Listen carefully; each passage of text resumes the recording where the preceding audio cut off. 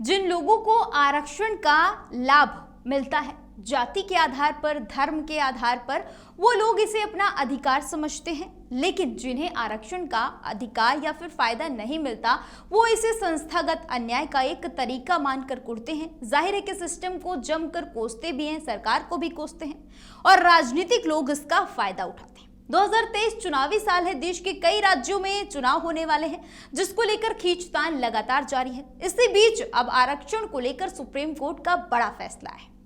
कर्नाटक में मुस्लिमों के लिए 4% आरक्षण कोटा खत्म करने के लिए सुप्रीम कोर्ट से कर्नाटक की बोम्मई सरकार को फटकार लगाई गई।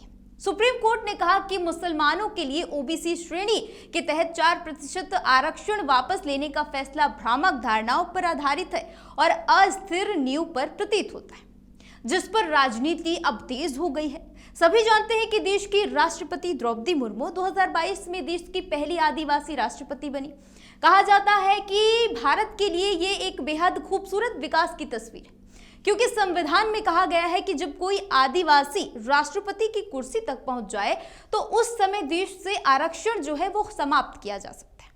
लेकिन असल तस्वीर जो है वो इससे बिल्कुल जुदा है और देखा गया है कि किस तरह से आरक्षण को लेकर अलग अलग जाति और धर्म के लोग आपस में अड़े हुए रहते हैं या फिर लड़ते रहते हैं। यहाँ तक कि आज भारत में आरक्षण सबसे बड़ा चुनावी मुद्दा बन चुका है। देखा गया है कि कर्नाटक में मुस्लिमों को मिलने वाले 4% आरक्षण खत्म करके सरकार ने उसे आर्थिक रूप से कमजोर वर्गों यानी इकोनॉमिकली सेक्शन जो वीक है उसके लिए 10% आरक्षण के तहत लाया गया और लिंगायत और वोक्कालिगा समुदायों के लिए आरक्षण कोटा 2% बढ़ा दिया गया, जिसके बाद विपक्ष का कहना है कि सरकार मुस्लिम विरोधी फैसले कर रही है। लिंगायत और वोक्कालिगा समुदायों को मुसलमानों का आरक्षण देकर उनका अपमान किया गया है।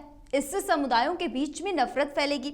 इस पर केंद्र और राज्य सरकार का मानना है कि उन्हीं लोगों को आरक्षण मिलना चाहिए जो जरूरतमंद है और इसी वजह से इसे धार्मिक ना करके आर्थिक रूप से कमजोर वर्ग को दिया जाएगा।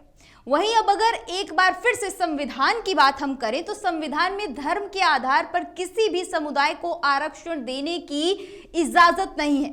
लेकिन क्योंकि भारत की राजनीति में धर्म एक ऐसी नैया है जिस पर सवार होकर चुनाव के महासागर को पार किया जा सकता है, यहाँ पर कभी भी धार्मिक आरक्षण को खत्म करने को लेकर एक मत नहीं बन पाया है, जिसको लेकर अब तमाम तरह की चर्चाएं हैं वो जोर पकड़ रही हैं। क्योंकि 2024 लोकसभा चुनाव भी है, उधर राज्यों में भी चुनाव जारी है। पर इस पर आपका क्या मत है, कमेंट करके जरूर बताइए।